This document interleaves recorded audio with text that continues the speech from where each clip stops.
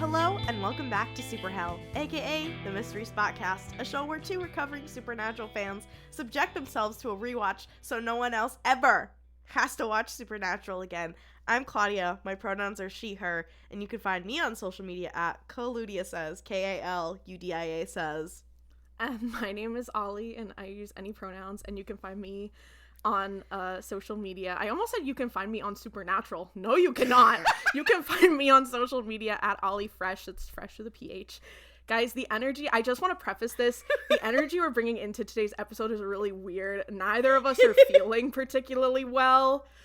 Physically, and mentally, that's always up in the air with us. But we have been just talking about the most bullshit things nonstop, and I think we're both really giggly but also feeling kind of bad. So just apologies in advance. And we're talking about fucking season 6 of Supernatural, so it's like it's gonna be a really mixed bag. Apologies in advance. Actually, no, not apologies. You chose to listen to a Supernatural podcast. That's on you. Okay, so we're beginning season 6, both of Supernatural and of our show. It's, oh my god, I can't believe we made it. And it's crazy because it's like, I feel like we've been doing this show for like 3 years now. And I'm still like, oh my god, I can't believe we made it here. What? Yeah, it feels, the fact that only a third of the show, we've only gotten through a third of the show is, wow. Well, for those of you who are diehard fans who are like, I hope the show never ends, don't worry. We still have a hot minute. I'm sure you'll probably pass through this enjoyment. I'm sure that the enjoyment of this show will plateau before we get to the end, so don't worry. No, because as the show gets worse, we will get funnier or more obnoxious. Who can say? Yeah, or it'll just be unbearable to listen to, so. I think it'll be really funny when we get to the seasons you haven't seen. I am so excited. So I do actually have, speaking of this season, I would actually like to, I was going on the Supernatural wiki, as I'm known to do, and, I was reading some of the stuff about, like, the transition, and one thing I did want to correct is that after this season, Eric Kripke steps down as the showrunner, but he is still an executive producer and still works on the show, so he did have a hand in writing some of the episodes, but he is just not the person who is, like, doing the big story planning. He's not overseeing the production, a la Sarah Gamble and Robert Singer, who are... Sarah Gamble is, like, the head showrunner, but her and Robert Singer continues to be on the show, so it's, like, the two of them are, like, the showrunners right now, but she's, like, the lead showrunner, basically. Sorry, I just hit the straw in my cup. Oops. Yeah. But I did want to read, this quote. I have two quotes that are both on the Supernatural wiki, so thank you to the Supernatural wiki, and they are right next to each other, which makes them both infinitely funnier. The first one is from Sarah Gamble, and it says, "We thought season 5 would be the last season, but pretty early into it, Eric came to me and said, signs are pointing towards a season 6, and he was ready to move on and asked me to step in. And he came to me really early because there was a tremendous amount of learning and training and coming behind the curtain to see what he and Bob were doing, that had to happen." So Bob being Robert Singer. "There was a part of me that was just lovingly super pissed at Eric. I was like, do we have to do this after the apocalypse? We literally burned the story all the way to the apocalypse. We have to start over and find a whole new classification of villains. So what the hell are we going to do? But we had several months to ponder that. We had a great writer's room and everyone put their heads together. And Eric, to his great credit, stayed with the show and was very active in constructing season 6, which was incredibly helpful to me personally. He was instrumental in figuring out what we were going to do next. It was like a reboot." And end quote. That's from Sarah Gamble. Honestly, I think it says a lot about, like, what happens to this show. Yeah, and this is why I can't even hate on Sarah. We don't hate on Sarah Gamble. I don't hate on Sarah Gamble. In the way that we hate on Eric Kripke or Andrew Dabb, because she was handed a tough job. She was handed an impossible job. So when we hate on these seasons, no, It's not her fault.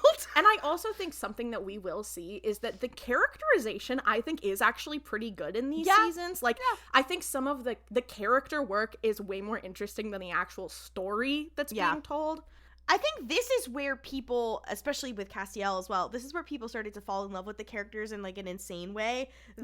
It stopped being like I like this character because they're interesting, and more of a, like, I have insane brain rot and I'm gonna do some crazy things to them in fan fiction. Yeah, well, and because these episodes were very focused on the characters, because the plot was whatever. Yeah, exactly. The plot was whatever, but there's a lot of good character moments, so this is where people started to go literally fucking insane. Yeah. And About Now is also, like, not yet, but, like, in the next, like, 2-3 seasons is when Tumblr really started to pick up on Supernatural. Yeah. Well, because when did Supernatural hit Netflix? Ooh, that's a really good question. I do not because that changed the game. Recall. Although the new episodes weren't hitting Netflix. I got into it when I got through season 8. So either season 8 was finishing or season 9 was starting. That was I got into it. I was about that same time. I think. Oh my god, it's kind of like, you know how, like, it's romantic when you think about the fact that, like, even if you and your lover separated, you're both still seeing the same moon. It's kind of like that with us, where it's kind of like there's a connection, because even though we didn't know each other, we were both watching the same episodes of Supernatural at the same time. It's like the horrible cursed version. This Me is and like, my bestie across space and time watching that's like Dog Dean Afternoon. That's like my spouse said, where I made a joke. I was trying to be, like, stupid and romantic in the car, and I was like, do you think we're twin flames? And they were like, no, I think Klaudia is your twin flame. Because you're both just, like, fucked up. And I was like, so true. Okay. It's because we're fucked up in similar ways. We're like Statler and Waldorf in a lot of ways. We're like if Statler and Waldorf were, like, raised as women in the DMV. Yeah, DMV girlies, Statler and Waldorf is kind of like DMV girlies, Statler and Waldorf, who have a Supernatural podcast. I still think that if this podcast gets, we need to come up with a good like threshold, because I don't want it to be too attainable, but we need to get matching anti-possession tattoos. If we get 1 million downloads. 1 million downloads, we will get them. No. We did actually just pass 70,000 downloads, so I do want to thank all of our listeners for sticking with us so far. That's such a huge accomplishment, and, you know, we wouldn't be here without you guys, so it's very appreciated. But obviously 69 was more important, but 69, and we didn't even say anything about that, so fuck us, I guess. I did have another quote I wanted to read from you. Oh. This one's from Robert Singer. Oh, God. So, you know, we talk about how, you know, season 6 has some interesting stuff, and from these, this is me, I have not started the quote yet, but season 6 has some really interesting stuff, but the character work is better than the story. And Robert Singer's quote says, "I didn't love season 6's story as much as I love some others, to tell you the truth. I thought we got off the ground really well. It was a provocative opening. I think that change in Sam's character were really interesting. But as the season went on, I thought the Campbell story wasn't a season's worth of work for me." Quote. So, and spoiler alert, the Campbell family, a la Mary Winchester's Hunter family, will play a role in this season. But I just think him being like, yeah, this season we kind of didn't know what the fuck we were doing. So beautiful. And also, like, he talks about it the same way I do, because I'm always just like, what's up with the Campbell family lore? That shit is ass! That's why I'm like, thank God for the Winchesters, because that may have made the Campbell family way more interesting to me. No, literally! It's crazy to say that the Winchesters makes me enjoy Supernatural more. Like, makes me appreciate, like, I think, because we are gonna get to stuff with the Men of Letters later. Yeah. And I feel like watching the Winchesters has retroactively made me more interested in the Men of Letters. No, literally. Because, like, lowkey, all that shit to me was like, who cares? Yeah. But now I'm like, maybe I care. But I digress. I really think there's something very tickling to me about a creative on a show being like, yeah, no, that one we just kind of did whatever the fuck. Yeah, I didn't think that one was very good, but anyway. Nobody hates their own show and their own fans the way Supernatural producers do. anybody's gonna achieve that level. Yeah, but you know who doesn't hate their own show? Jensen Ackles. That's someone who I feel confident that Jensen Ackles loves Supernatural more than any other person who worked on Supernatural. Jensen is so funny to me because I feel like anytime you ask him about Dean Winchester, he will have the most long, drawn out, thought out answer. And you're like, oh my god, like you will never he's just like me, like, for real. No, seriously. But it's just so magical to me. Jensen, if you want to come on the show, I know you're not doing anything else. Isn't he employed on a show? He's right pretty now? employed. That's the thing, is he has Unlike more than someone one else. show going on. Yeah, if you have ever worked on Supernatural and you want to come on this show, like, we would love to have you, because like we talk crazy shit, but I have so much respect for the people who have worked on this show. Yeah, except for like you've been through the fucking World War I trenches. Yeah, except for everyone who was a writer on that really racist episode. Yeah, no, fuck them. Fuck you guys. Andrew Dabb, you are not welcome here. But yeah, anybody else absolutely is. Yeah, even Jared. I would love to have Jared on the show. I know we talk crazy shit about him. We would talk about Thrawn with Jared. Oh my god. Okay, actually, that actually just made me excited. Like, I was like, yes, I would love to. Does Jared have a lot of thoughts about Samacro? Here's the thing. To know. I think Jared has not read the canon book. I don't think so either, but maybe we could invite him on to do like a book club and talk about Supernatural. Can we pitch this to him? To his agent? Can we send an email? Because I feel like we might be able to make something happen. Why? Because he's very unemployed. Shh, don't say that if we're trying to get him on the show. Okay, but he is kind of my in my head fan cast for Samacro. So. That is, you've said that before. That's fucking crazy. Well, because Samacro has big ass tits. I guess that depends on the season. Okay, for those of you listening who might sorry. not know the deep lore, who might not know the deep, deep lore of this random ass side character from a Star Wars spin-off book. Who every time we mention him, we're like, yeah, and he has big tits. Or you might not know that every time Jared Padalecki goes to a convention where author of these books, Timothy Zahn, is also there, they take a picture together because he's a really big fan of the Thrawn novels. And every time the two of us go, huh? I know he has crazy thoughts about the Ahsoka series. Oh, well, he can't even pronounce Ahsoka right. And you know what? At this point, maybe that's good. Yeah, you know what? Maybe Jared Padalecki avoiding the Ahsoka series. I hate to say he's right. I wish I had avoided the Ahsoka series, and now I can't. It's too late for me, but maybe we can save Jared Padalecki. Maybe that's how we torture him for his crimes. We make him watch Thrawn in the Ahsoka series. That's your pay. I feel like that's actually a pretty just payment for like the things that because one of the things about Jared Padalecki is that like a lot of crew members who have come off of working on Supernatural have been like, yeah, some of the shoots were kind of unbearable because of how like it's a lot of anonymous, like because of how some cast members acted, but you can tell you can who always they're tell talking it's about. Him. Yeah. And so it's kind of like, I feel like proportionate to the crime, watching one of your favorite characters be twisted into a very strange version of themselves on a like multi-million-dollar streaming television show, like watching what that character becomes is kind of apt punishment. Yeah. Yeah, I think it would be. Anyway, do we want to talk about, the beginning of season Supernatural? Oh god. It's been a while since we've gone on an unhinged is not really the word. Unhinged Thrawn rant? Yeah, maybe unprompted. A Thrant? Unnecessary, some may say. I think every Thrawn rant is necessary. You see, and that's why I edit the podcast and you don't. One day, people are gonna pay us on Patreon for the uncut episodes. And you know what I will say? There is no way in hell that is ever happening. There's absolutely no way that you could not pay me an amount of money to release these episodes unedited.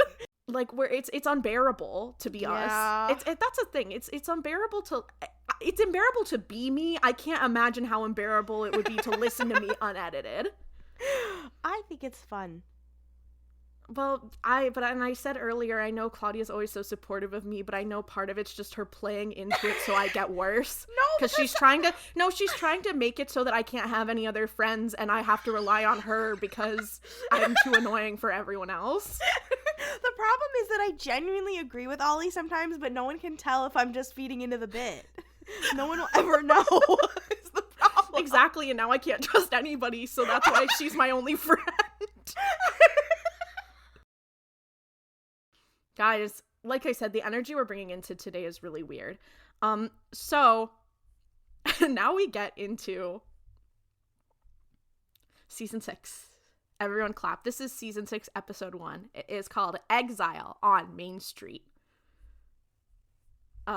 So the first thing we see is like the previously on, basically, the then and now. And we see a bunch of stuff that's like all of the stuff leading up to the apocalypse and Sam sacrificing himself, and it's done in this big montage, you know, as you would. But when it comes to the now, it starts with Dean waking up in bed and you realize that he was like almost having a nightmare of what had happened. I was like, okay, so the previously on is like diegetic. Like, yeah, okay. They kind of ate that one thing. So Dean, we see he wakes up, he's in bed with Lisa. If you'll recall, at the end of the last episode, Sam had told him, like, I'm gonna sacrifice myself, you need to go and live a normal life, like, go to Lisa. So he wakes up, he's in bed with Lisa, and she's like, oh, hey, are you okay? And he's like, yeah, no, I'm good. We see this montage of him, like, waking up, and he's in this beautiful house with Lisa and her son Ben, and he's like making breakfast for them. He's piddling around in the kitchen and she's like passing by him. Like, clearly they're very domestic. It's been a year, just so you guys know. He's been with them for a year. So he's doing all this little stuff. We see like he goes to his job. He's a carpenter, or like a construction worker. They say carpenter, but like he's doing construction worker stuff. A carpenter? Like Jesus?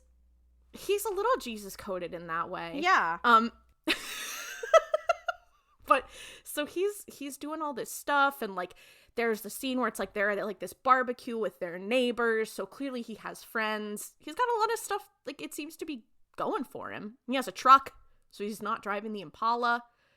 And we see this first like real scene after this little montage is he's at this bar, sitting at a table with this other guy, his friend, who we learn his name is Sid. And Sid is like, dang, like you've been in this neighborhood for what, a year now? And Dean's like, yeah, about that. And he's like, you know, you gotta tell me a little bit about yourself. I've been buying you beers for a year and I don't even know anything about what your life was before other than the fact that you were on the road. At some point I need to say this. I think that guy wanted to fuck Dean. I'm sorry. You know what, Claudia? While I was watching that, I knew you were gonna say that. And I have to disagree because I think you just don't know men. Like, I feel like that is just how straight men interact. No, I'm being an ass. I do actually think they're just friends, but I just had to say it. I know you, and you know what? I literally said I knew you were gonna say that. But, I mean, a thing does happen during this conversation. A waitress comes over to be like, oh, here's your bill. And she gives that, like, puts down the bill, and she kind of like rubs Dean's arm and then walks away. And Sid is like, dude, every single time we come out, someone is into you. And she wrote her phone number on the receipt, and Dean's like, well, they always want unavailable men. I don't know what to say. And here's where I become Destiel pilled, because right now he's with Lisa, but when he's not with Lisa and he's with Cass, he's also letting down women all the time in a way he was not in the earlier seasons when he was single. Like, okay, I will also argue, and we've talked about this before, I feel like they try to paint Dean as being this like ladies man.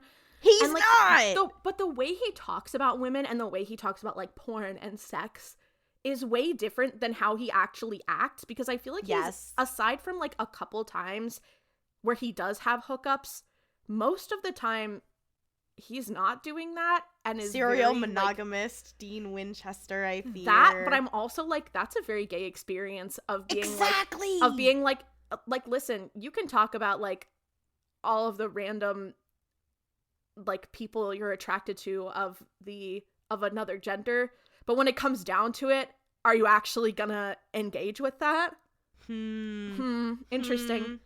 Anyway, but so Sid is like, dude, you gotta tell me a little bit about what your life was like before this. And Dean's like, oh, well, you know, I was on the road, I took odd jobs, and you know, it was kind of nice. And he's like, oh, what kind of odd jobs? Come on. And Dean's like, exterminator. I was an exterminator. Like, you know, you have no idea what's in your walls. But, you know, it was kind of nice. Like, I got to travel around the country, had a partner. But you know, it's nice here. Like, getting to settle down is nice. And he's like, yeah, like, it suits you. Like, it's good. And they have this little conversation. Clearly, they are friends.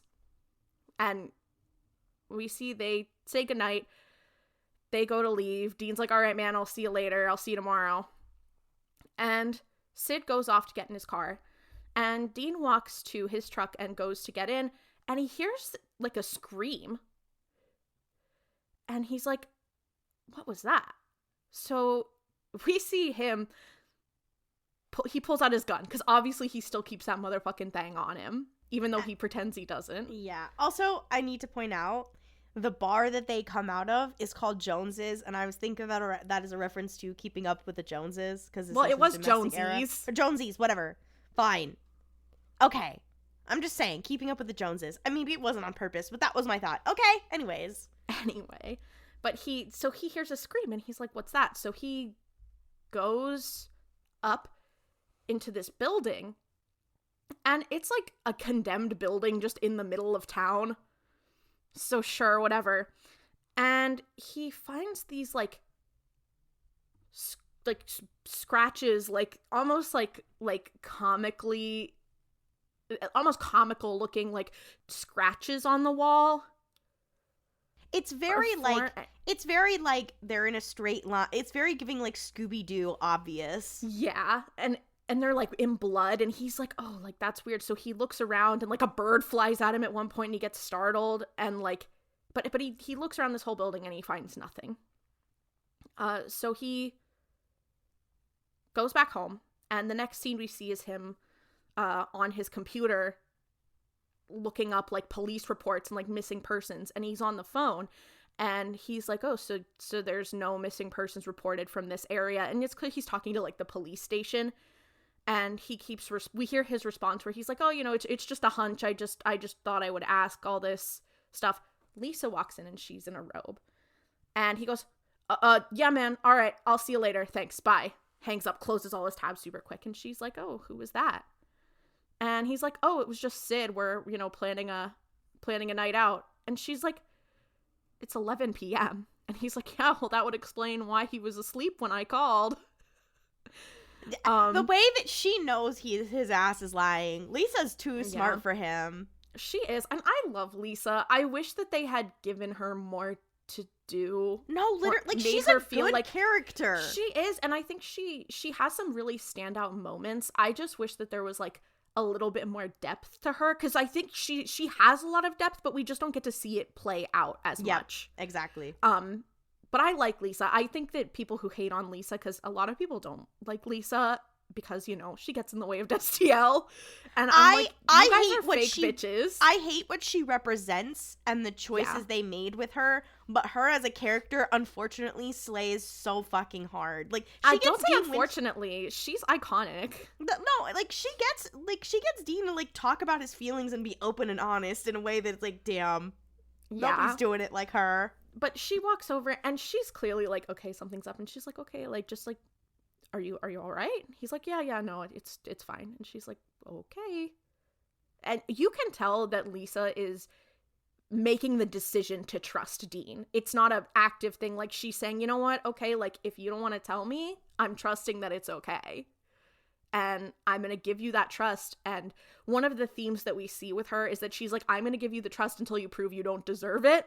And then I will revoke it. Wildly too emotionally healthy for Dean. Like, she's she's too mature. Like, yeah. But she's like, okay, like, fine, just like come to bed. So he gets up and they go to bed. Then he gets up the next morning. He's like, all right, I'm gonna go to work. Yippee! He goes to leave. He gets in his truck and he looks at the house across the street. Is it the house across the street, I think? Regardless, it's one of the houses, so, yeah. Like, right next to his house. And he sees that there are those same marks, those same, like, scratch marks. So he's like, what the heck? So he pulls out his gun again. And he's keeping it, like, kind of concealed, but clearly has access to it. And he walks around the house, and he keeps finding these scratch marks. Some of them, again, are in blood. And he's like, okay. He's following them. He goes to the neighbor's shed. He kind of goes into their yard, and he's like, hello, hello, and there's no one there. And he sees the marks on the door to this shed. And he hears, like, a scratching noise inside. So he lifts up his gun and points it. And he pushes in the door, and it's like a little Yorkie dog. And it, like, squeals and runs away, and he gets scared by it. And then someone's like, whoa, Dean, is that a gun? And he turns around and it's Sid, his neighbor. It's Sid, yeah. And you think I didn't know? You think I wasn't gonna say it? You think I don't know? You think I didn't take notes?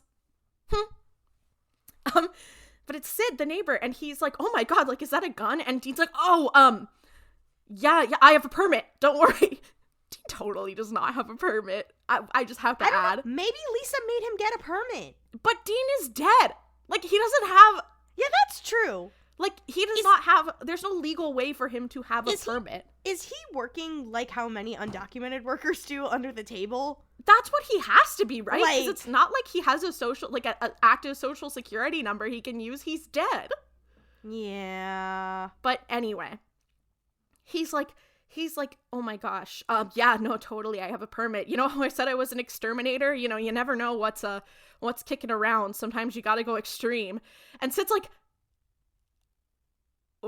what? And he's like, all right, gotta go. And he kind of runs off and he's like, whoa, Dean, wait. But Dean's already gone.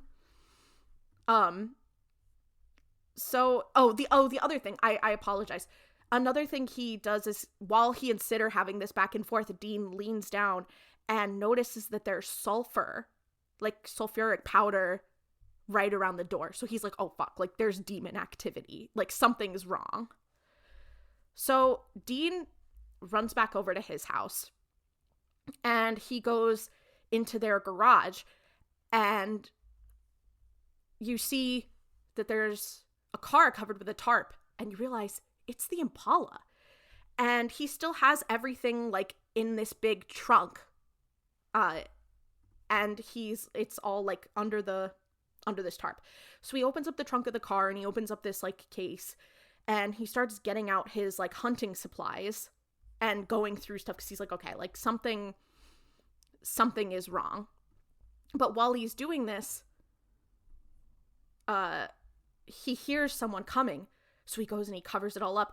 And then Lisa walks in. And she's like, what are you doing out here? And he's like, oh, I was just grabbing a hammer. Just needed to fix something. And he's holding a hammer because the toolbox is also right there. And she's like, so why did Sid just tell me he saw you like with a gun? Like, I think she says, why did you just try to kill the Yorkie that lives across the street? And Dean's like, and they have this conversation where she's like, okay, I know that you have a lot of shit going on and I know that you can't just like put that away. Like, you know, you have to process it. Is there like an actual thing here? Like, is there something we need to be worried about? And Dean's like, okay, probably not. Like, I think I overreacted, but you know, I can't say for sure. I don't know. And she's like, you know, I just want you to be honest with me. I just want you to feel like safe here. And he's like, no, I do. You know what? Just because, you know, I'm like, he says, you know, I'm a little OCD about this, which sure. Okay, whatever.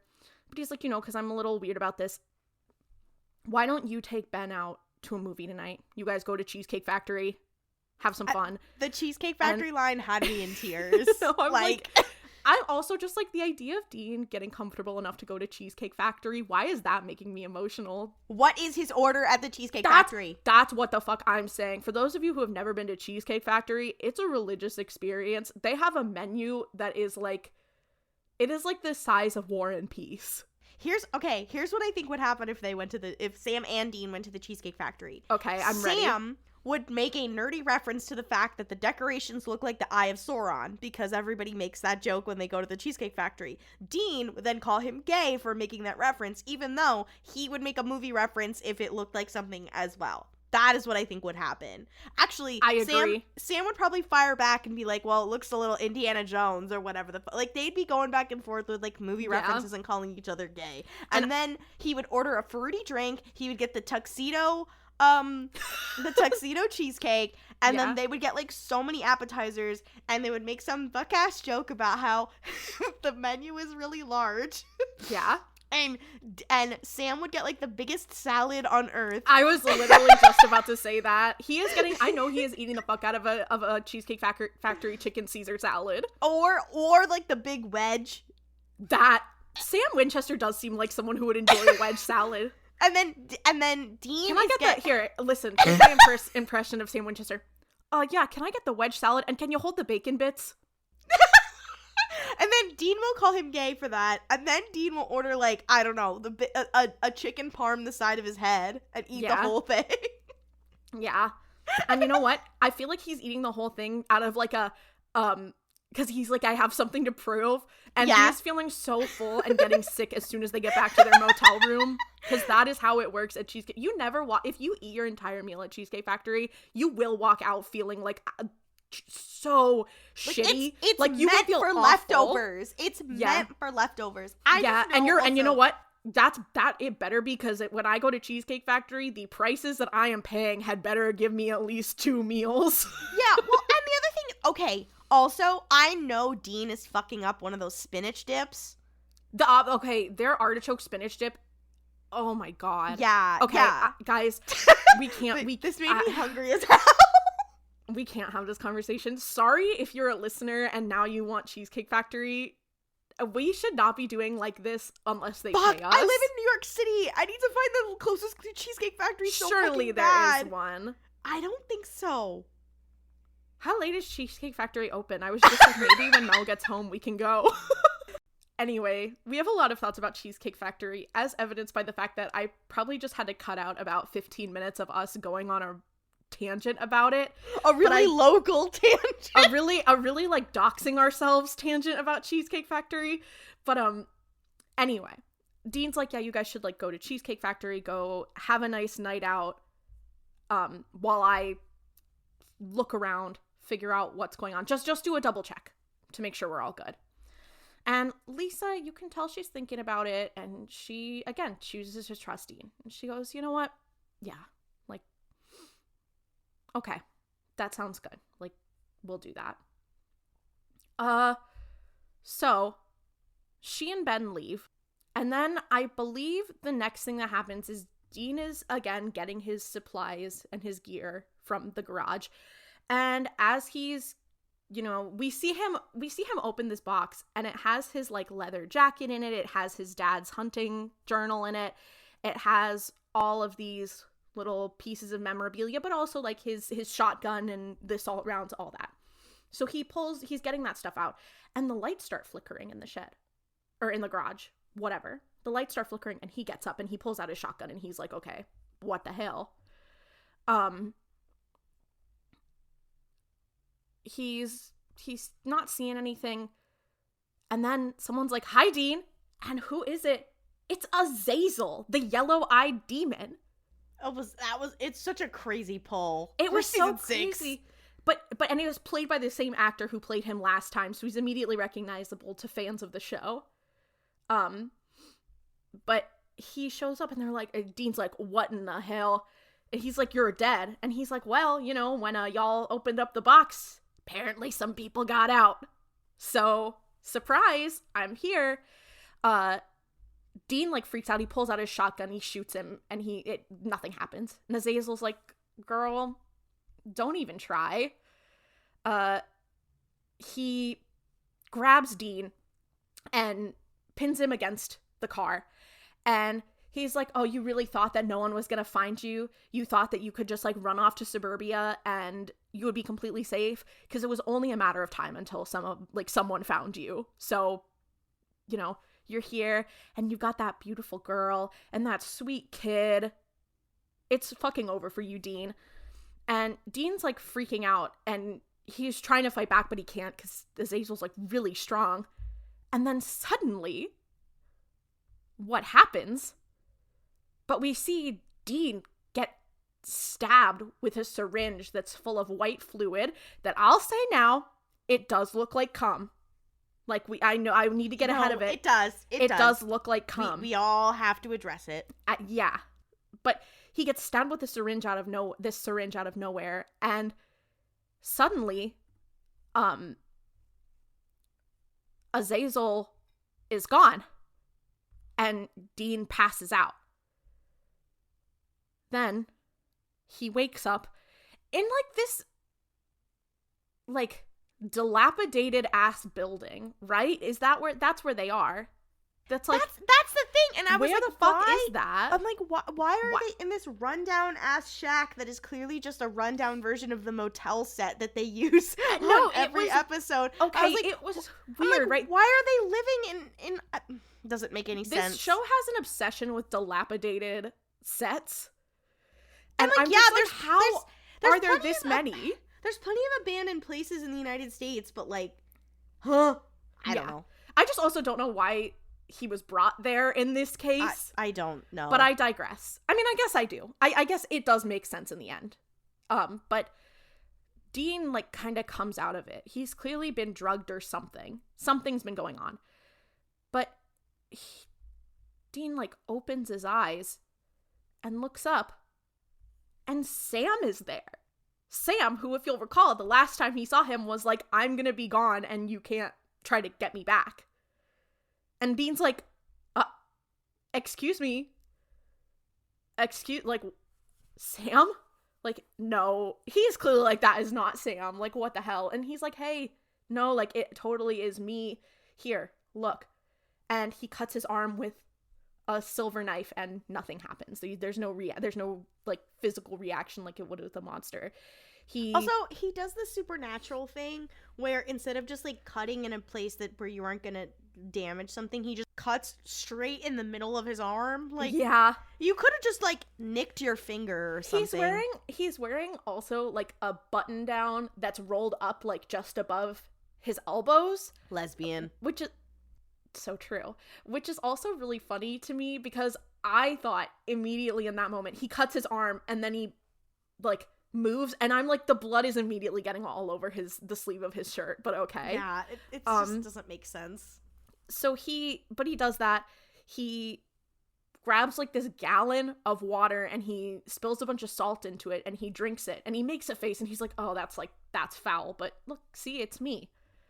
And Dean gets up and walks over to him and he pulls Sam into like this bear hug. And Dean's like really obviously is like freaking out. Like he's crying. He's really emotional. And something that, and this is a thing that may or may not be important, no spoilers, Sam is not looking like super emotional. Like clearly he's happy to see Dean, but he's not like, and at first you think maybe it's like, oh, well, just because, you know, he's had time to think this out. He's not feeling as emotional as Dean is in the moment. So just something to note. But Dean is like, how are you here? What is going on? And Sam's like, yeah, no, I'm just as confused as you are. Like, I got pulled out of hell. Like, I woke up in the middle of that field and there was nothing. And I spent, you know, a first couple of weeks, like, trying to figure out who did that and, like, how that happened. And Dean's like, wait. Weeks? What do you mean you spent weeks doing it? How long have you been back? And Sam is like, well, about a year.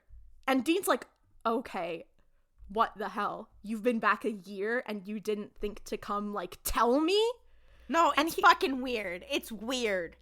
Yeah, but Sam starts to kind of be like, Sam is like, again, not feeling very emotional about this. Like, he's not really responding in an emotional way. And he's like, well, Dean, like, I didn't want to disturb you because you got out of hunting and you have this life now with Lisa and Ben, and I didn't want to disturb you. And Dean's like, are you serious? That logic is fucking crazy. Do you know how, like, awful my life has, like, do you know how terrible I felt? Like, I came to their door and I was all fucked up. Like, it's amazing that they took me in because they totally shouldn't have. And you didn't think about any of that. You thought, oh, I'm just gonna leave him be. And, I've been trying to find ways to bring you back. I've been suffering this whole time. And you took that choice away from me. And Sam was like, you told me you weren't going to try to find a way to bring me back. And he's like, okay, well, I lied. No fucking shit. Are you stupid? You thought I wouldn't try to bring you back? Are you dumb? So he starts getting, like, super, super upset. Reasonably so, because I was watching this. I was like, if I was Dean, I would have just killed his ass. Fuck you, Sam Winchester. But again, maybe there's a reason. Maybe we'll find out more. So Dean's like, yeah, that is crazy. So what the fuck is up with Azazel? And Sam's like, okay, so T is that was, like, totally a hallucination. But you were poisoned. So jot that down. And we're trying to figure out, like, what did that. And, like, that's why we're here now. And Dean's like, wait. So you've been, like, first of all, you've been back a year and you've just been hunting and not told me? Right. And when you say we, who do you mean? And Sam's like, well, let me introduce you. And they go into the other room. And there's these 3 people here. And a woman walks up. And she says something where she walks up and she shakes Dean's hand. And she's like, you have such delicate features for a hunter. Crazy what? Work. They're transvestigating Dean Winchester in canon. I mean, it's as close as they could get to calling him a slur on network TV. It was so she says that, and Dean is like, what? And Sam is like, okay, so these are our cousins. That's Gwen and Christian. They're our cousins. And that's Mark. He's like our second something, removed. But he's also one of the Campbells. And Dean's like, wait, like the Campbells, like mom's side of the family? Like, they're not all dead? And Sam was like, no. And he's like, well, how did you find them? Like, how did this happen? And he's like, well, they're not the only ones. And who walks out? Samuel Campbell, who, if you'll recall, died in the past when Dean went back in time. Like, very graphically, very specifically, is dead. He is very dead, but it's like the same actor. And for those of you who recall, this is Dean and Sam's grandfather. This is Mary's father, Samuel Campbell. He's back. And Dean is like, okay, I'm bugging out. What the hell? And he's like, yeah, well, when, everything got all disturbed, like, the when hell opened up, I guess maybe heaven did too. Like, whatever brought Sam back also brought me back from heaven. So I don't know. And Dean's like, okay, am I the only person who's weirded out by this? Like, how come no one else is trying to figure out, like, how you guys came back? And Sam is like, no, we are trying to find it out, but, like, we've had time to process this, so we're not as, like, freaked out about it. And Dean is sensing, like, something is really weird here. No, because Dean and the viewer are like, bitch, what? Why are these people weird? What is that? It's all very Uncanny Valley. Mm-hmm. Yeah. And there's this moment where Sam and Samuel, that's not going to get confusing. Sam and Samuel start talking and they're like, okay, so let's get down to brass tacks. There's a djinn. So there's this djinn that's trying to poison people. What's going on with that? And Dean's like, wait, so like but like, why here? Why me? And they're like, Sam is like, okay, well, remember, like, we killed a djinn a while back. Maybe those are, like, its family members. So that's the backstory. That's the lore. And I just have to remind everyone what happened with a descendant of a djinn in the Winchesters. That's what I was thinking the whole time. Like, I'm like, so djinn are chill. Yeah. So Dean's like, okay, well, like, wait a minute. If a djinn is coming after me specifically and trying to get revenge on me, Lisa and Ben are at home. Like, I need to go take care of them and make sure they're safe. So he's like, fuck this, I'm going. And they're like, okay, like, fine, go. So he goes home, he bursts on the door, and he's like, Ben, Lisa, like, he's calling out, and they're not there. And he's like, oh my God, it's so over. And he's like, Sam, like, what the hell?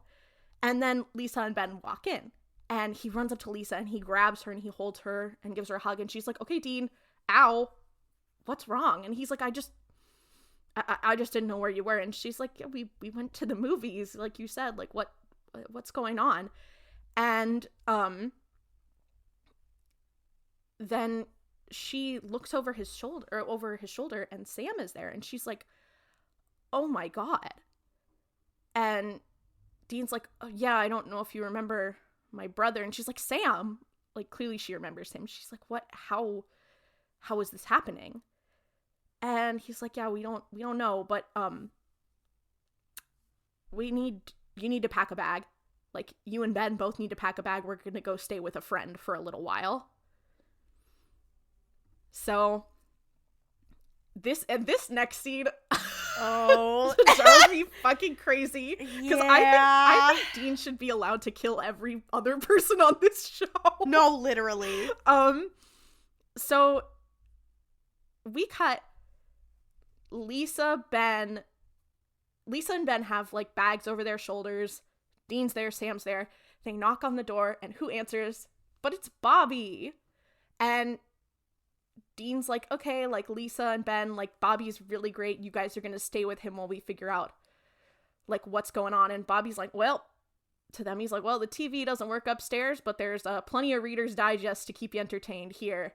He lets them in. He points them up. Ben and Lisa walk upstairs to go put their stuff down. And Bobby's like, what are you doing here? And then Sam walks out, and Dean's expecting him to, like, react like, oh my God, Sam's back. But Bobby's like, hey, Sam. And he's like, hey, Bobby. And Dean's like, oh, hell fucking no. You knew he was back? No, and I would be pissed too. No, Rip them a literally. new one. No, because I know that they at least talked on the phone at some point. Yeah. And fucking Bobby lied to him. No, so, and this next scene, so they go into, like, Bobby's little office, and Dean's like, what the actual hell? Like, what is wrong with you guys? You knew Sam was back, and this whole time, and you didn't think to, like, tell me about it? Do you know how freaking horrible my life has been for the last year?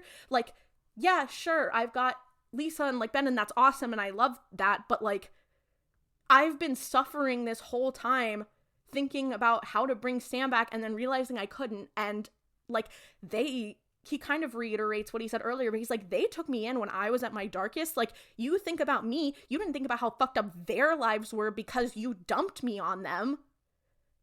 Like, none of you are thinking about this, and the thing I kept thinking is, it's like, it's fucked up how no one is giving Dean a choice in what he wants. Like, he's so eldest sister coded in a way. I feel like things always happen to Dean where it's like Dean never gets to do anything for himself, and he's always gonna be like that. It's so sad. Yeah. But yeah. But Bobby is like, Dean, like, I saw you. And the other thing too is Dean's like, yeah, like, Sam was in fucking the box in hell. Like, how is that supposed to make me feel? And he actually isn't there. So wow, great. And Bobby's like, listen, your life was good. You got out of hunting. You had a girl, and you had a kid to look out for, and that is the best life. That is good as you can get as a hunter. And I didn't want to disturb that. And he's like, okay, but, like, right, I still would have liked to have known. Like, I'm like, he should have had the choice to and do anything. Part of this is knowing how the show ends with this in reverse is so heinous because Sam is so upset that Dean lets himself die and is making the choice for Sam. Anyway. Yeah, it's so fucked. But he's like, okay, like, we need to stop this gin. Like, we have to move on. So we cut, and Lisa's coming down the stairs, and Dean's like, hey, how's Ben? And she's like, he's okay. He's like weirded out, but he'll be fine. How are you? And he sits down on the steps. She sits down next to him, and he's like, listen, it's not fair of me to, like, put you guys in danger. And she's like, you're leaving, aren't you? Like, for real leaving. And he's like, I don't know, like, I have to keep you guys safe. I have to do this. Like, it was different before, but, it's so risky to put you guys in this situation. And Lisa's like, this has been, like, the best year of my life. And I was so excited for Ben to have, like, a father figure and someone in his life. And it's, sure, there have been ups and downs, but for you to act like this didn't mean anything. Because Dean's like, this has been nice, but, we need to look at reality, and all I've done is hurt you guys. And she's like, you haven't, like, this has been so great. And for you to act like it's nothing is really hurtful. And yeah, now you're just gonna leave. Okay. And she's, like, tearing up, but she's staying strong. She's like, fuck off. Okay, sure. But he's basically like, you need to stay here while I go sort this out with Sam, and then basically I'm gonna clear out.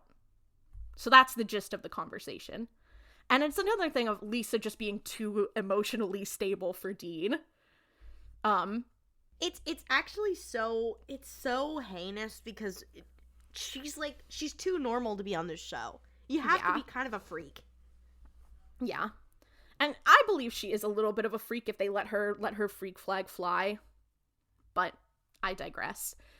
So we cut. Sam and Dean have gone back. They are strategizing with Samuel, Gwen, Christian, and Mark, the other characters, the Campbells.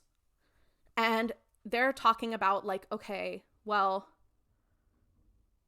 what do we need to do? Like, how do we make this work? Like, we need to figure this out, how to get the gin. And Dean's like, okay, like, let's go get them.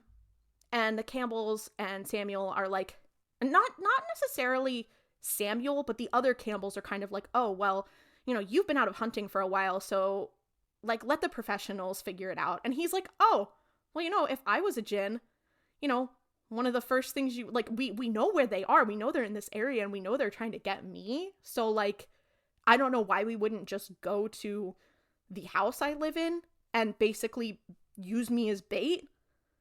It sounds silly to just sit here and wait for them. So, yeah. And by the way, maybe I am kind of a professional. So, it's almost like I know what I'm doing.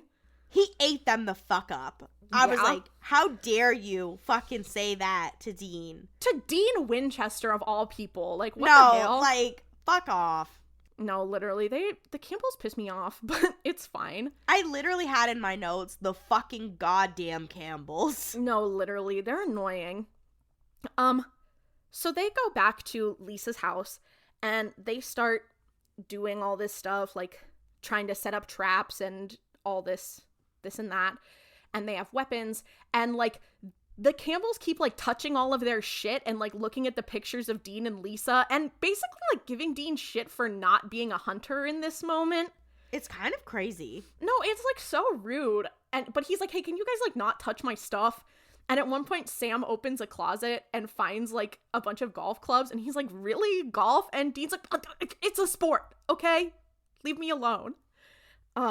Like, let Pookie have a normal life. Jesus. It's really giving, like, fellas, is it gay to be in a relationship with a woman? Like, what? No, literally. Is it gay to be a good partner? So they're kind of going back and forth, and Dean's clearly getting frustrated. And he goes into, like, the kitchen and is taking a second, and Samuel walks in. And he's like, you know, I know everyone's giving you shit, but, like, you know, you're not the first person to like, try to leave this life, you know, and to have a family. You know, that's what your mom did. You know, you remind me so much of her. And I was like, fucking vile. And because you know what? The only thing I can think of is being like, that's why John had so much, like, treated Dean like shit, was because every time he looked at him, he saw Mary. Nah. And I think about that. I think about John. I think so often about John, like, having such a weird relationship with Dean, partly because he's, like, expects him to have this responsibility, expects him to be a caretaker, but also because he treats him like Mary. And he's just like, oh, he reminds me of Mary, and sometimes he has trouble drawing that line. And I think about that all the time, and it makes me fucking sick. John Winchester, you need to go to a place worse than hell. It's literally, no, but Samuel walking in and being like, you remind me of your mother, I'm like, fuck. Also, I forgot to say, when they're going around the house, and they're like, is it gay to be normal? One of his cousins is like, he has ScarJo on a magazine, and it's giving very, like, is it gay to have a magazine with a woman on it? And you're like, because it's like a she's like, oh, is this your girlfriend's? And it's like, well, yes. Yeah, like, it's like a magazine, like a gossip, yeah, like a celebrity magazine. Was it like a People or like something like that? And he's like, oh, is it yours or your girlfriend's? And he's like, okay, it's pretty normal to have a magazine in your house. Guys, is it gay to have a magazine in your house that you share with your girlfriend? It's so fucking weird. Like, is it gay to own a magazine? That's apparently. Yes, it is. And all of the men listening, if you have a wife and she has a magazine in your house, you're gay now. Sorry. Yeah. Also, but he's like, oh my God, like, you remind me of your mother. You know, we've been hunting a long time. You know, hunting's in your blood. You know, and he basically goes on this speech being like, the Winchester, the Campbell family has been hunting since we came over on the Mayflower. Canonical Mayflower descendant, Sam and Dean Winchester. It's like, crazy. But this one line is where they got the Men of Letters shit too. Oh, fuck, you're so right. Like, but it's so... They're like, yeah, they were killing vamps on the Mayflower and you're like, oh! No, literally. So they're like, but he gives this speech being like, Dean, like, hunting's in your blood, you know, you can't just, like, run away from it, basically. And so Dean has that to kind of stew over. And then he's like, you know, they've been there for, like, a couple hours and nothing's happening. And Dean's like, you guys realize, like, the Jinn are not going to come in while you're all here, because, like, they're after me. They're not going to run into a den of hunters. Like, obviously they know that something's not right. So I think that it's silly of us for you all to stay. I think you guys need to leave. And the Campbells are like, well, what, leave you unprotected when you're so, like, inexperienced? He's like, okay, I've been hunting for, like, a long ass time, so fuck you, first of all. Second of all, I think we're not going to make any progress, so you guys should go. And, you know, Sam can stay as my backup. So the Campbells clear out, and it's Dean and Sam alone in the house. They're like, okay, call us as soon as the Jinn show up. And they're by themselves. It's been a little bit. Dean looks out the window and he realizes that Sid, his friend from earlier, and his wife are across the street getting attacked by the Jinn. Oh, another thing is that, remember earlier when Dean got stabbed with that syringe that had the cum fluid in it? That was a cure that Samuel had concocted. And one of the things that he tells them in the middle of the episode is that he's like, oh yeah, you know, I know a bunch of things about the supernatural that your dad never even thought about. Because, you know, like, we have a hunting legacy. Like, we're not having to figure it all out as we go. So he has a cure for the jinn poison, because the jinn kill you by poisoning you, basically, in this universe. Sure, okay. But he sees them being poisoned. He's like, oh my god, Sam, like, give me the antidote. We need to go save them. And Sam's like, dude, it's too late. Like, they are already dead and you know it. And Dean's like, well, I have to try.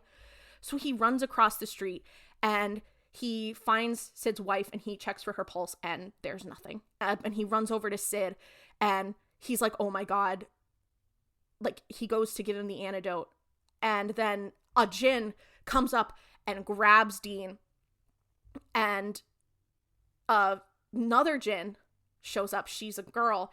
And she is the waitress from the bar. So that's how she got the poison into Dean, was when she put her hand on his arm. And she's like, well, this is for killing our dad. Now we're gonna kill you, you motherfucker. And he's like, he's kind of gagged. She grabs onto him and starts like poisoning him. And you can tell that she's poisoning him because she has these like these tattoos that like come up her arm. It's which an I don't remember, effect, but I don't remember them doing with Jin in the past. So I'm confused. I don't think so, but it's a cool effect. And plus, they don't expect the average viewer to remember that far back. Yeah. And I've never accused Supernatural of having a lot of continuity. But back in the house, so this is all happening. Meanwhile, back in Lisa's house, another jinn starts attacking Sam. And he's fighting back, and then he reaches back and pulls out one of the golf clubs. Sam does. He pulls out one of the golf clubs and starts beating this jinn to death with it. And it's, like, kind of brutal in a way that's, like, I think it was a very deliberate choice to have Sam bludgeon a monster to death in this moment. Because, again, you're realizing, like, Sam's not quite himself right now. He's acting came back really wrong. Who said that? Came back wrong. Who said that? But you start to get this feeling something's not quite right with Sam. Meanwhile, Dean is hallucinating. And he's hallucinating that he's lying in bed. And he sees Lisa. And she's wearing this, like, white nightgown. And she gets pressed up against the wall and she's like screaming out for help. And then Azazel's standing at the door and Ben is there with him. And Azazel's like, oh, I've got big plans for you, little man. And then Ben starts like drinking his blood from a cut on his arm. And Lisa gets like pushed up against the ceiling and is screaming like, you did this. Like, this is your fault. Like, you brought this to us, like to Dean. And then like she catches on fire and there's all this stuff happening. Like, it's like Dean's worst nightmare. And then we cut and the other two jinn are now attacking Sam.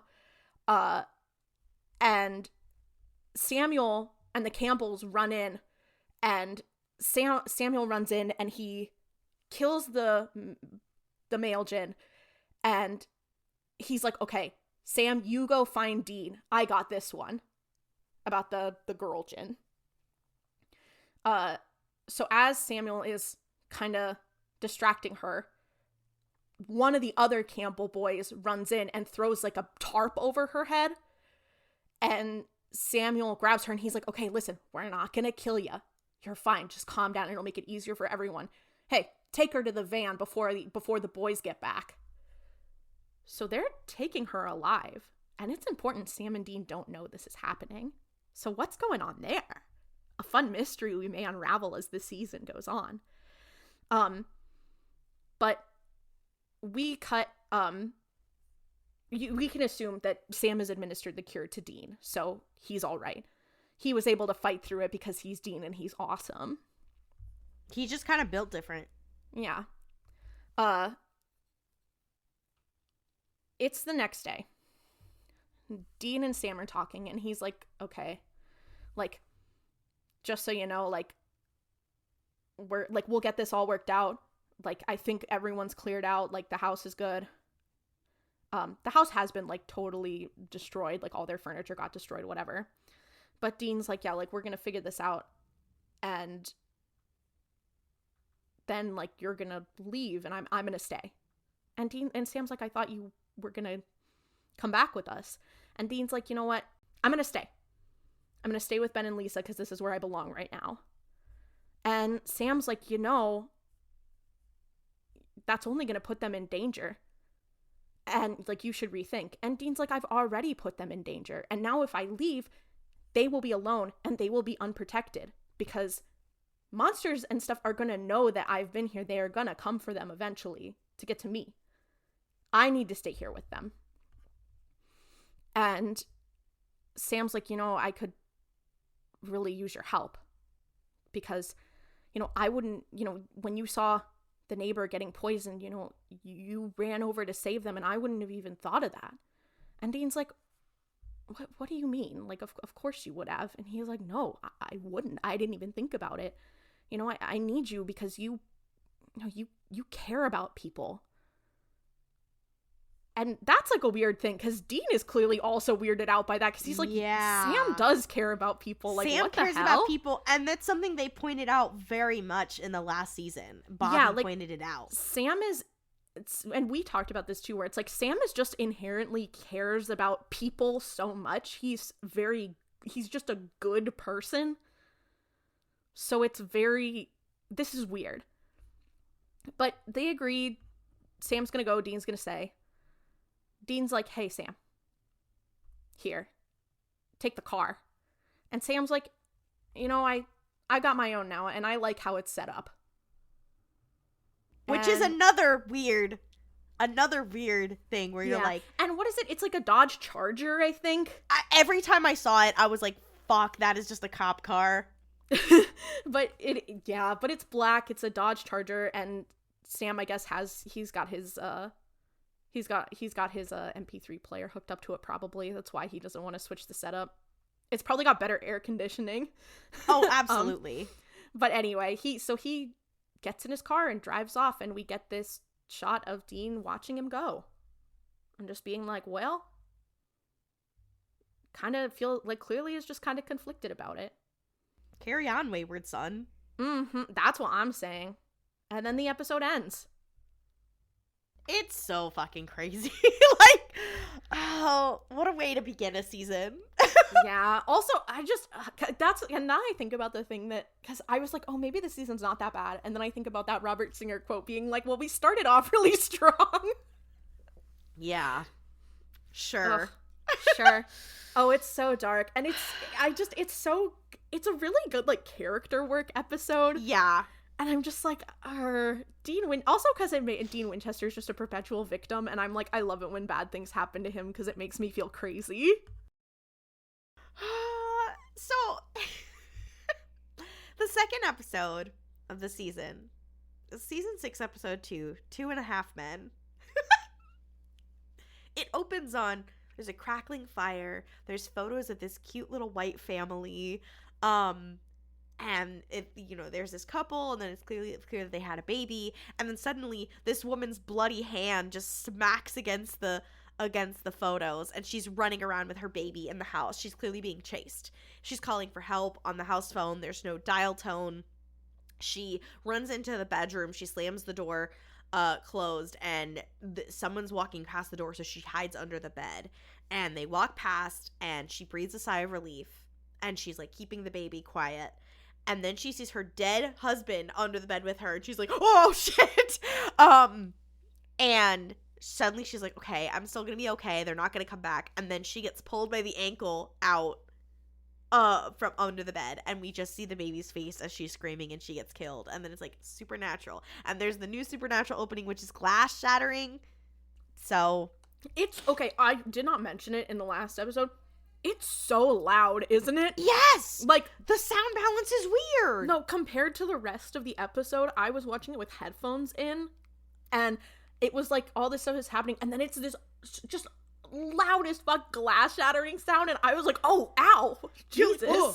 Yeah, it's something. So we cut to Lisa and Ben and Dean have moved into a new house, and they're unpacking, and then we see Dean. He's going through stuff in the Impala, but then he closes it back up, like he has chosen to stay with them. And as we see, Ben is sitting there in the kitchen, and he's, like, kind of looking a little depressed, kind of looking a little sad. And Lisa's like, you have to have an open mind about the new place. And Dean and Lisa are trying to, like, talk him into it. Like, they're being, like, pretty good parents, actually.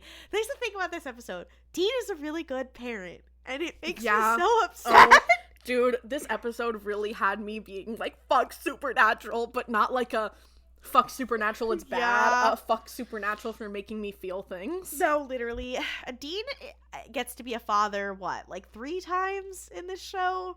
Maybe 4. What, with the one episode where he has the daughter?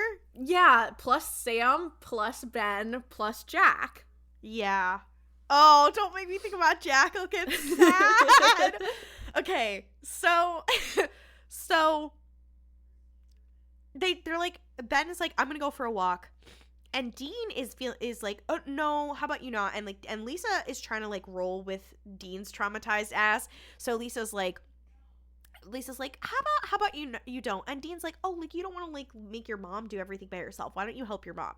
And he kind of, like, makes sure that Ben doesn't leave the house.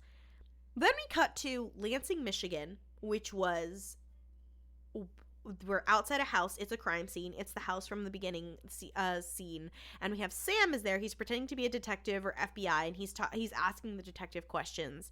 And the parents from the first scene are dead, but the baby is missing. And we're cutting back and forth between Sam investigating and Dean back at the ranch. So then we cut to, there's a guy who delivers a pizza to Dean as they're unpacking. And then Dean turns around. Dean tips very well, by the way. And Dean turns around, and Lisa and Ben are like, I thought we were going out for dinner. And Dean's like, oh! Like, clearly Dean is afraid to go out, and he's trying to get them to stay in all the time. Like, the trauma is beating his ass. So then we cut back to Sam, who is on the phone with Samuel, his grandfather. And he's like, oh, there's no sulfur, there's no EMF, what's this going on? And Samuel, a running gag in between these episodes is that Samuel Campbell hates computers. Last episode, he said something about the intranet, and this time he's struggling with his laptop. He's, like, banging at it. He's like, I can't take this. Because also, keep in mind, Samuel Campbell died in, like, the 80s. The 70s. Oh, you're right. Yeah. So, it's been... Yeah. At this point, it has been, like, what, like 40 years? Yeah. So Sam is like, okay, there have been 4 babies stolen from locked houses where their parents were killed. And then Samuel goes on this whole thing about baby stew. And they're trying to figure out, like, is this a supernatural thing or is this an abduction thing? And he's like, either way, baby stew is bad. And you're like, okay.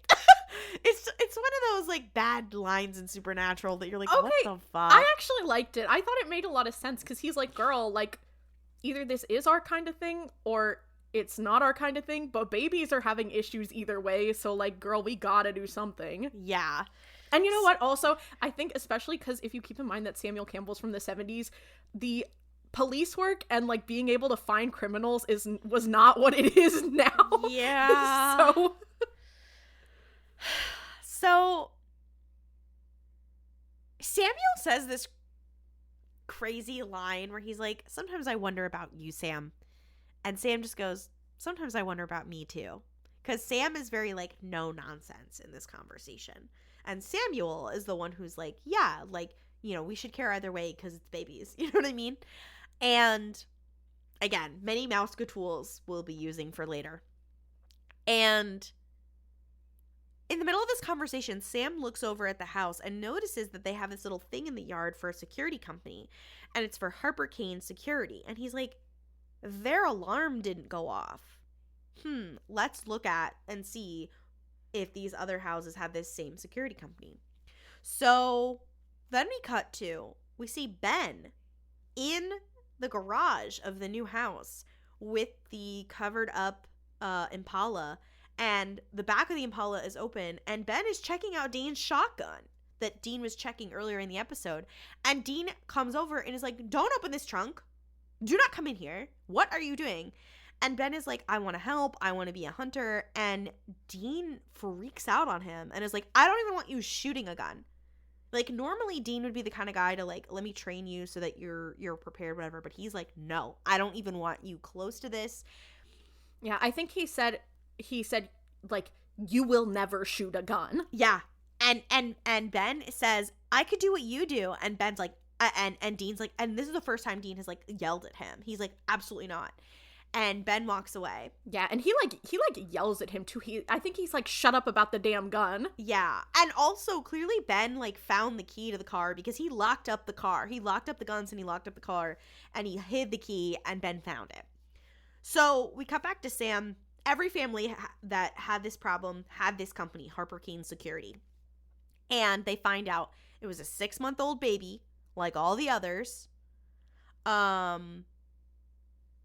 And all the others, something happens to the parents, the 6-month-old baby, it gets stolen and then is missing. We cut back to Dean and Ben and Lisa. And Ben has locked himself in his room. And Lisa is like, hey, so what happened? And again, Lisa and Dean have a very mature conversation. I love how she makes him, like, talk about his feelings. And he's like, I yelled at Ben. He got into my guns, whatever. And they have a very honest conversation. And where she's like, listen, I know you're trying to be overprotective. You're the expert. And I'm just trying to understand here. And I know you're trying to protect us, but you're kind of scaring me a little too. And you could tell Dean is freaked out by that. He's like, oh my God, fuck. This, spoiler alert, this whole episode is about Dean realizing, like an eldest daughter, that he does not want to become his father. It's so dark. And then in the end, like, here's my problem. Spoilers for the end of the episode. Because, no, wait, I'll just hold on saying it. Okay. But I low-key feel like Dean is low-key becoming his father a little bit. But we'll touch base about it. We'll touch base when we get to the end of the episode.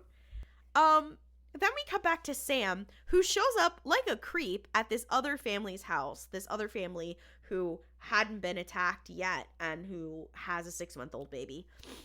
He sneaks in, and you're like, girl, okay. But I guess it's a good thing that he did, because the family is dead. The father is bleeding out on the couch. The mom's bleeding out on the floor. The TV is static, and lo and behold, the baby is gone. So the funny part about this, though, is Sam is touching everything. Sam, your fingerprints. Girl, I know that the government thinks you're dead, but Jesus fucking Christ.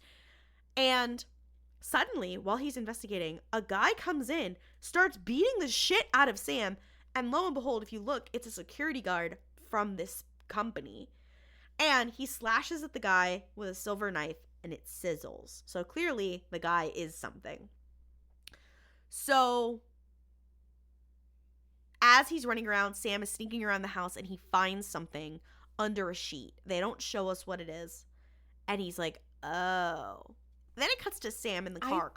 I think you can probably make a guess at what it is, but we'll keep it a secret for now. Yeah. They try to do a big reveal with this in the show, but it's very obvious what it is.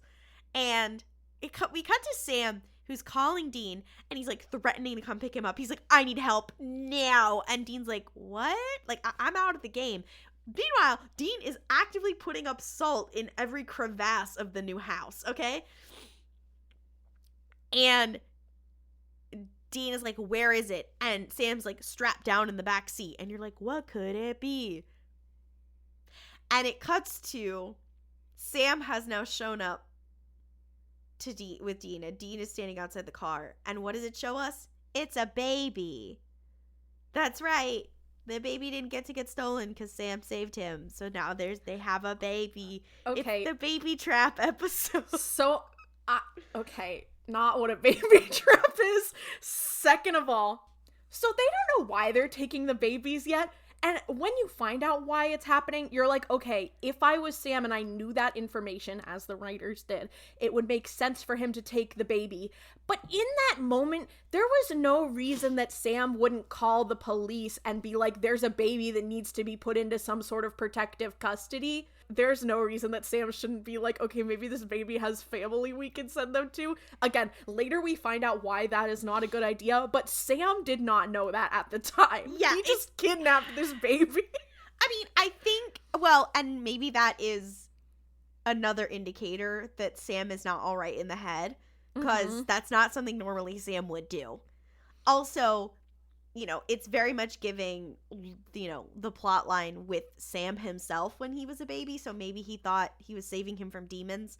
Spoiler alert, it's not demons. And I mean, I guess you could say he knew, like, that something was coming for the baby to take it, so, like, I guess you could say maybe he's, like, I don't know, I guess it does make sense, but I just think it was really funny, because now he's, like, he is now kidnapped the baby. Yeah, I'm like, you guys kidnapped, like, a baby. Maybe I'm just being a bit too pedantic, but I do think it's funny. I think us being pedantic about Supernatural is what makes this show good.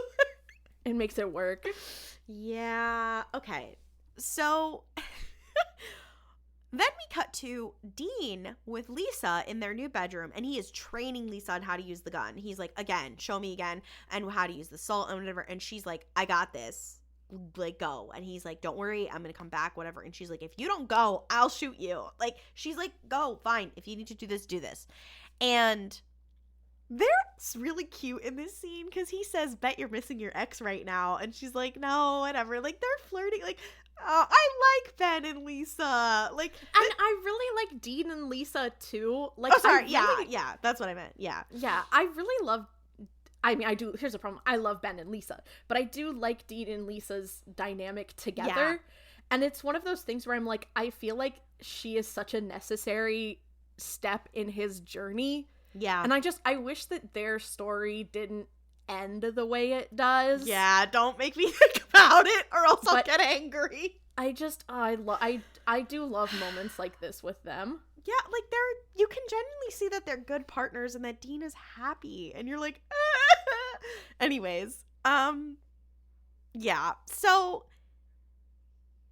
then we have Dean gets back in the groove, and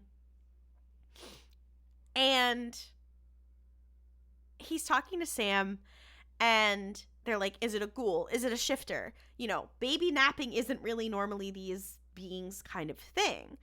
And I will say, throughout this whole episode, they have really cute baby actors. I know, it was like, oh, I don't know, maybe it's just me, but does anybody else here love babies? No, these were all really cute fucking babies. Like, I don't know, I love babies. When you put a gruff man with a baby, I'm just like, yes, I'm so seated. And these babies were being, like, they needed a baby acting award. Like, they were really killing it. No. So, this baby smiles at Dean from the back seat, and he's like, well, speak up and say something. And it's very funny and cute. And then Dean kind of goes into dad mode. He's like, we need to get supplies. And Sam is like, we already have hunting supplies. What do you mean? And Dean's like, no, for the baby. We need baby supplies. Dean's like, are you stupid? Cut to a really hilarious scene where they are in a grocery store, basically just going up and down the baby aisle and picking random shit. They don't even have a basket. They're just holding shit in their hands. No, they do. They have a basket. They have a cart, a shopping cart. They have a cart, but at one point Dean's like holding all of it in his hand, and Dean's holding the baby, and at one point he's like, there's some kind of paste or jelly you're supposed to put on their butt, and he's like, I think this is it. And they're just getting stuff, and Sam's like, how do you know some of this stuff? And Dean's like, well, Lisa has a baby niece, so I've been on a few milk runs. Like, I'm like, oh no, I know. I'm like, oh, Dean getting to be domestic. There's something it makes me want to claw my eyes out and rip my hair out and go insane. I know that boy had to take care of Sam as a baby. Yeah. So, to be fair, Dean was like, when Sam was a baby Dean was so little. Hopefully John had it in him to go shopping for diapers. I hope he wasn't sending Dean on an old enough-esque journey. I know he was. I know John Winchester watches the hit Japanese TV show Old Enough and is like, I don't understand what the problem is. Yeah. For those of you who don't know, that show is about It's old enough. It's actually so cute. But basically the show is about where like parents will give their toddler, like very young children, a task that they have to do, and then the camera crew and like the producers like watch this kid from a distance. You know, they make sure like nothing bad happens to them. Yeah. But they have to go like run an errand. So there's one where it's like the mom will be like, okay, like I need you to go to the grocery store and pick up these things and then stop at this other store on the way home and bring home one of these, and I'm gonna give you the money. And it's about like the little kid going to do that, and it's so freaking cute. But I know John Winchester's watching that and being like, yeah, okay. Okay, instructional guide. So, and he's like, and I'll give him the keys to the car. Like, oh God, I hate John. Anyways, this episode makes me hate John Winchester so fucking bad. Oh. So then the baby starts crying, and Dean is cleaning out the baby aisle, and the baby's crying, and he's like, oh my God. And Sam's like having a fucking moment. Sam is having a autistic person overstimulated at the grocery store while the baby is crying moment. Sam is also, it's so funny because I'm sorry, Sam and Dean are like, oh my God, like Sam's like, make it stop crying, and Dean's like, okay, I don't know, like I'm trying. If I was there, I'm like, these are two new gay dads. Okay, I thought they were gonna make a joke about this because they normally make a joke and they didn't. The fact that they didn't is kind of stunning. Like that's progress. That's how you can tell Andrew Dabb did not write this episode. A shocking lack of gay jokes. But yeah, Sam's like, Dean, make it stop. And he's like, everyone's staring at us like we're child abusers. and Sam is panicking. And then Dean is like, uh-oh, maybe he needs a diaper change. And he holds up the baby in a way that you've probably seen in a GIF where he's like holding it out really high up and away from him. And it's so funny. And then this woman comes up and she's like, I can help. Like, I've changed so many diapers, whatever. Yeah, like, she's like a nice little older lady. Yeah. And Sam says, Bobby. No. At this God! Point, she's like, what's their name? And Dean says Bobby, and Sam says John. And so they go, oh, Bobby John. And you're like, Bobby John. And you're like, why would Sam want to name him John? No, okay. I was talking to our friend Claire, host of the Hunger Games podcast, Tales of Panem, and is also on a couple other podcasts like Three Can Keep a Secret, which I did the theme music for. That's just a bit of a brag. But I was talking to Claire about this, and we were both like kind of crashing out about how as the show progresses, Sam is the one who becomes more sympathetic to John.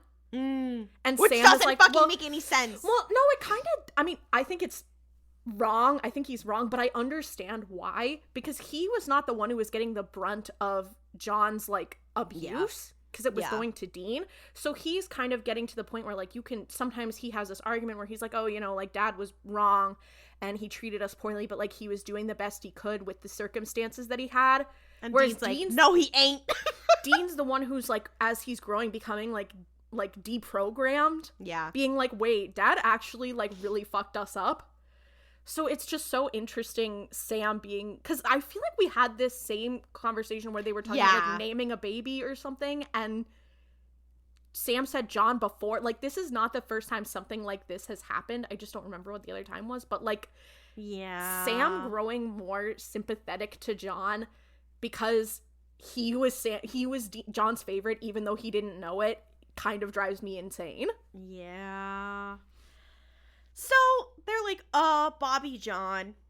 And the lady is like, oh yeah, I can help. But then Dean turns around and he can see the security cameras. And he sees that this woman's eyes are glowing. Which, if you remember, a shapeshifter's eyes glow in a mirror or a camera. And he's like, Suddenly Dean's entire demeanor changes. And he says, give me the baby before I stab you in the neck.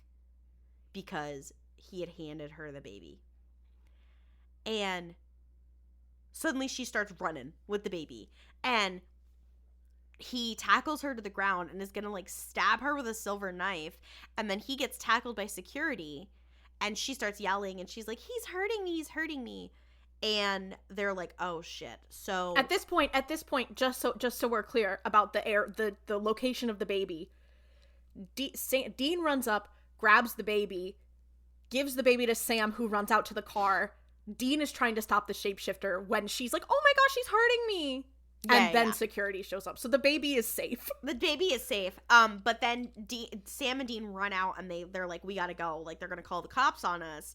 And they're running out, and the monster woman, who's clearly a monster, sees their license plate number and gets their license plate number. Like, clearly she's memorizing it. So then we cut to the car, and Dean is in the back of the car with the baby, and he's clipping in the baby because they had to drive away fast, and he's like trying to figure out the car seat, and he's like, who designed this thing? NASA? and then the two, and he's like, it could have been following me the whole time. We don't know which one was the shapeshifter.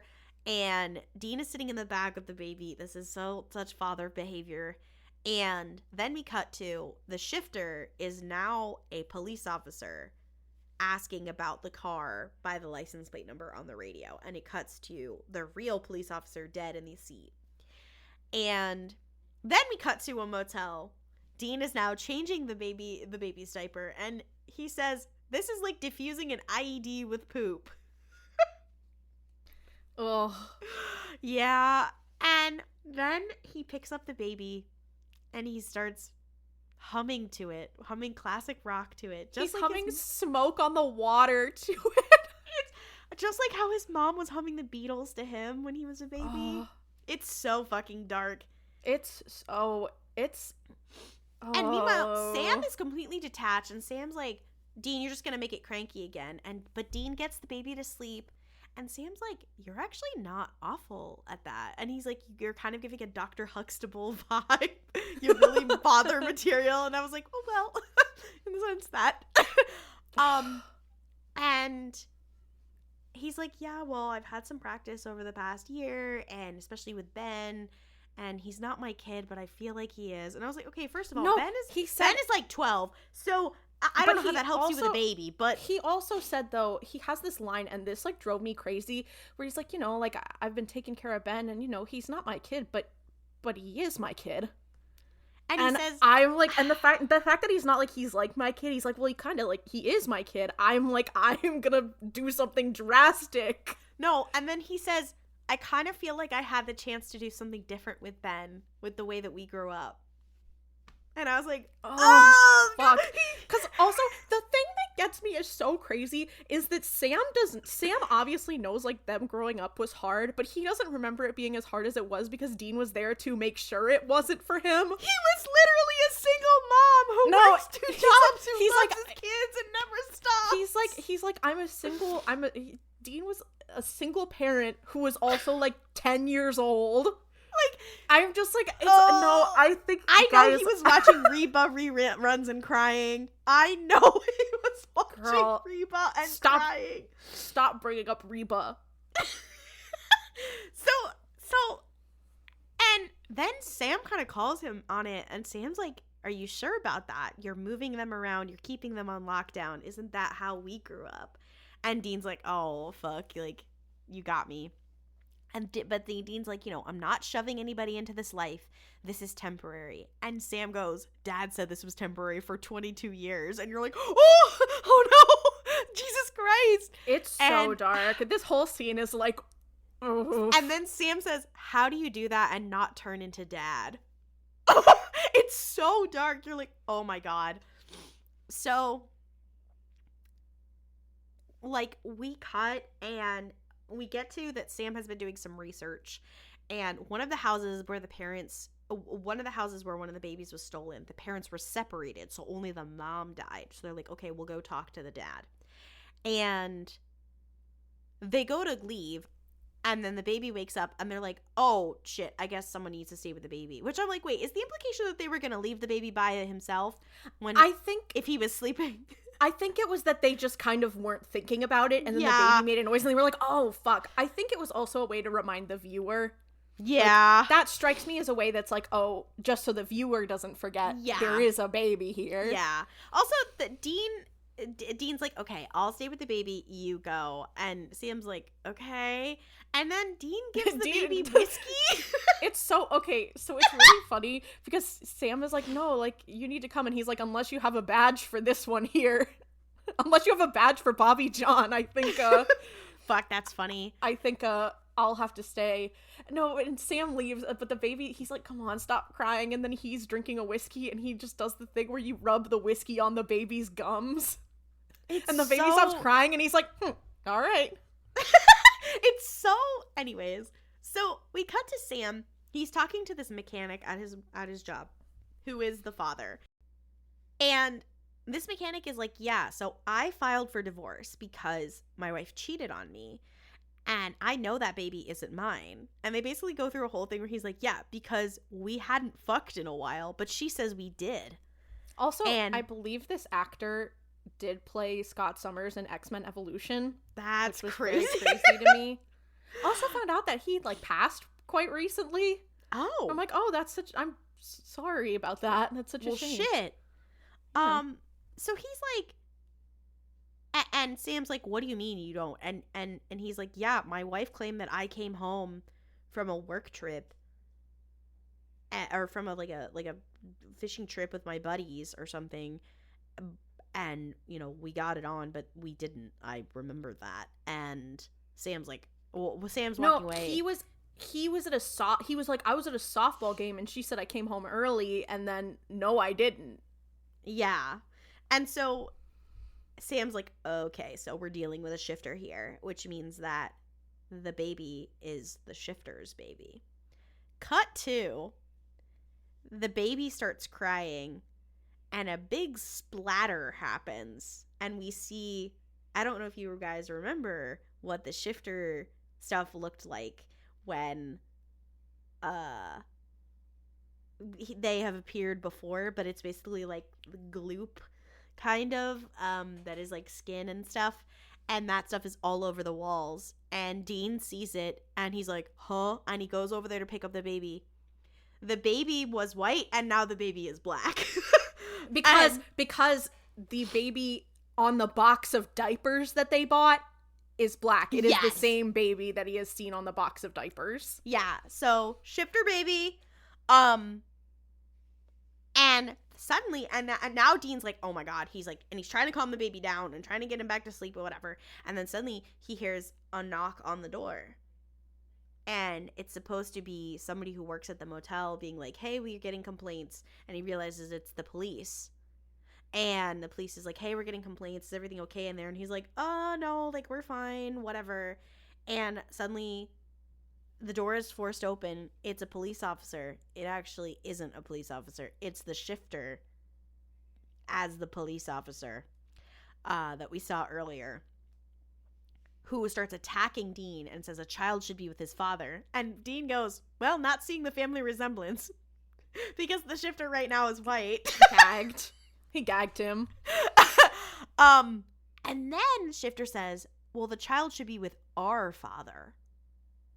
And then Sam comes in, shoots the Shifter with a silver bullet. And Sam and Dean are like, huh? What does that mean? So then they're in the car with the Shifter baby in the backseat. And Dean is like, I didn't know they had babies. I thought they were freaks of nature, X-Men style. And I was like, okay, but X-Men are also born. Okay, but the thing is, I mean, and the thing that he's talking about is that it's like, he thought, and this is what we had established in Shapeshifter lore, is that they are born to regular parents and then they just happen to be like a mutation, like they are shapeshifters, a la the X-Men, where it's like mutants are born from normal parent or from non-mutant parents usually. And then they have a very sad conversation where they're like, okay, what are we going to do with this baby? And Dean is like, well, it's not really a monster. It's not its fault that its dad is a monster. But it's Sam is the one whose entire plot line was that he felt like a monster. Sam is the one who points out of like, well, it is a monster. And you're like, oh no. Because I also was thinking about the episode with the vampire nest. Yeah. From like season 2 or 3, like way earlier on, where there were, I feel like it was back when they were still using film. Yeah. Way earlier on where they had to decide, because I think this was a Gordon episode where they had to be like, Yep. no, these vampires aren't bad because they're not hurting anyone. They're just like, They're just happen to evil. be vampires. Yeah, and then Dean says another line that's pretty insane, where he goes, well, can't exactly drop it off at an orphanage. They might get upset when it turns Asian. I will say, imagine you work at like, you are like some sort of social worker. You work at like, you know, somewhere that takes care of orphaned children, and you're like, okay, well, that is not the same baby. You're like, huh?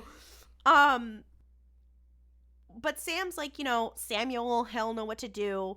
They're not just hunters, they're our family. And Dean is very like distrustful. He's like, I don't know. And Sam kind of calls Dean out on not trusting them. And he's like, you know, why don't you trust them? And you know, and he's like, well, I know I'm a freaking head case. And Sam's like, well, not every hunter is a head case. Some people are normal, so don't be so paranoid. And then they show up to the Campbell family fucking compound, which is fenced in. So I guess they are a little paranoid. I'm like, why do they live in these raggedy ass houses anyway? No, literally. Because I think the thing was that all of the family had been separated, and then just kind of like Samuel coming back brought them together. So they needed a home base. So it's like, it's not like they really have been living there a long time. Yeah. But I guess if they've been there for like even like less than a year, like you couldn't have done some sweeping. It's just weird. So then one of the cousins goes up to Dean with the baby, and she says, well, aren't you just the best disguise a monster ever wore? And Dean gets very defensive, and he's like, no, that's my baby. Like, don't say that about my baby. He's like, don't talk about fucking Bobby John like that. Yeah, he's like, actually, get away. And he's like, you know, why are you all just standing there and thinking at me? And Samuel's like, here, like, you know, let me have the baby. And Dean's like, no, like, I'm not handing the baby to you. They're like, well, who exactly do you think we are? And he's like, you're hunters. I don't trust you with this baby. And Samuel's like, well, funny, I've been thinking we're family. But Dean finally hands the baby to Sam, and he still looks suspicious. And then Sam immediately hands the baby to Samuel. And no, Samuel's that was like, fake as fuck, Sam. I know. I was like, Sam, what the fuck? Normal Sam would never have done that. And then Samuel's like, okay, so like, what are we gonna do with the baby? I guess we'll have to raise him. And Dean's like, raise him? Huh? Like, I don't trust you to do that. And Samuel immediately goes to one of the cousins and is like, I know you and your wife been trying to have a baby. Do you guys want a baby? And here you go. And Dean is like, huh? Like I don't trust that you're gonna do that, whatever. And one of the cousins says to him something crazy. He goes, well, sorry, I heard about what you majored in down in the pit, aka torture. And it's like, your mind immediately goes to torture. We just want to raise this kid. And you're like, oh my God. No, that was, these Campbells are so shady. They were low-key shady AF. No, literally. And then they say something where they go, think of the kind of hunter he'll grow up to be. And Dean is disgusted by this. He's like, no. And then he makes it, he can't Angelina Jolie a shapeshifter. Okay, whatever. So then Dean kind of calls it out, and he's like, well, there's just a little too much mystery in this family for me. And also during this, Samuel says a really funny line where he goes, it's a boy sometimes. So true. Non-binary baby. Congratulations, non-binary, gender fluid Bobby John. So true. Also, there is a line too where Dean is like, well, like, you're just gonna raise it to be a hunter, and Samuel is like, well, I mean, we'll raise it until it's old enough to make a decision for itself. And Dean's like, huh? Dean's like, no, okay. Yeah. Nobody's doing that. Yeah. And he's like, you have no business raising anything. And Sam was like, why? Because he's a hunter? He and also, like, okay, also, I just remembered when Samuel takes the baby, he's like, dang, the last time I held a baby was your mother. She was bald as a, she was bald as a cue ball. Damn, get Mary like that. No, it's, yeah, but he was like, yeah, because, like, why, you can't raise him because he's a hunter? And I'm like, well, John clearly couldn't. So. Yeah, but that's because he's John. Then suddenly, someone's at the door of this fuck-ass shack that they're in, and Samuel gives the baby back to Dean, and they all prepare. They're like, somebody's coming for us. And lo and behold, who breaks down the door? It's the shifter, but now he looks like Samuel, and he's like, you have something of ours. And my thing is, why aren't these hunters prepared with silver bullets? Probably because they don't want to kill the thing. I think the implication was that they did have them, but it was like stronger, remember? Yeah, I guess, but they didn't try to shoot it, and the shifter kills one of the cousins. No, they did. Remember they shot it like a bunch of times and it didn't work. Well, they shot it with the darts. They shot it. Okay, so they shot it with they a bunch shot of it with the tranquilizer darts. They didn't shoot it with bullets, but they did try to stab it. Yeah. Yeah. Okay, I'm sorry. We need to. We both watched these episodes like 4 days ago. So the shifter kills one of the cousins, and Samuel's like, okay, get the silver nets. We're gonna box him up, which already should have been a red flag. And why do they keep capturing the shifters? And then they start shooting darts at the shifter, who it gets in the back of his back like a fucking porcupine, and then he just pops him out. And granted, he looks like Samuel the whole time. And then we cut to Sam and Dean, who are in the bunker attached to this compound, hiding. And Sam goes to leave. He's like, I gotta go help. I'm hearing sounds. And Dean is holding the baby. But then the shifter shows up, and now he looks like Sam. And he rips off the door. And the girls, a.k.a. Sam, and the shifter who looks like Sam, are fighting. And the shifter goes to take the baby away from Dean, and then becomes Dean. And the shifter lifts Dean up and starts choking him, Darth Vader style, and up the wall, looking like Dean, and then takes the baby. And Dean passes out and comes to and sees the shifter, looking like himself, walking away with the baby. And he's like, oh, fuck. So we cut back. John, no! Bobby John, no! We cut upstairs. Sam and the cousins and Samuel are trying to clean up. And Samuel is explaining that there's been a lot of shit going down with, monsters acting differently. And I think the reason that we couldn't shoot this one and kill it was because it's an alpha, which is something that has been come up in the lore before, of, that there's a progenitor of certain monsters, and this one is the alpha, which is why they were saying of like our father, etc. And that's why it could find us, because it can find the baby anywhere, it can feel it. That's in the lore. And they're like, we don't know if we can kill it. So Sam and Dean go outside to talk, and Dean calls Sam on something, and he's like, just before you ganked the shifter, he mentioned an alpha. And Dean calls Sam out, and he's like, you and Samuel were using the baby as bait.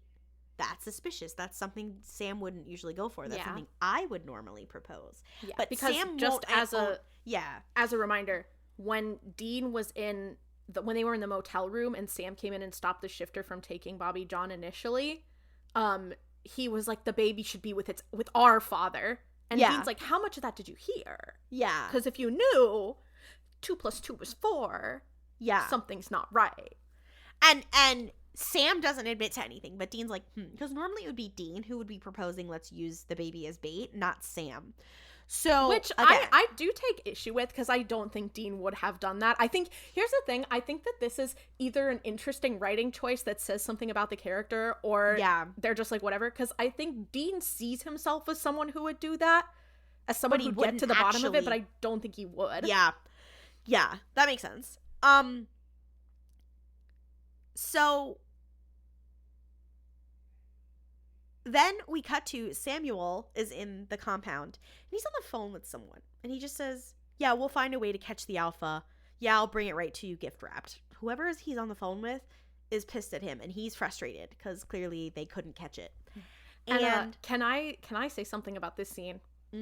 I realized that I have no fucking idea what season 6 is about. I just remember it not being very good. So while we're watching this, I'm like, when this is revealed in the show, it's gonna be me being like actually finding out, because I don't remember. Is it Crowley?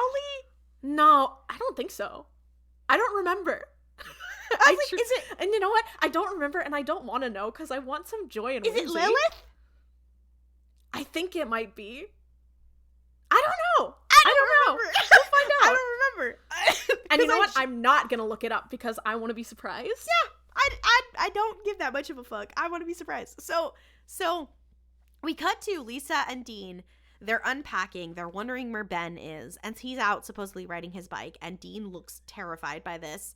And so Dean and Lisa have another conversation where Dean's like, "Listen, I don't actually know what is safest for us. I don't know what to do."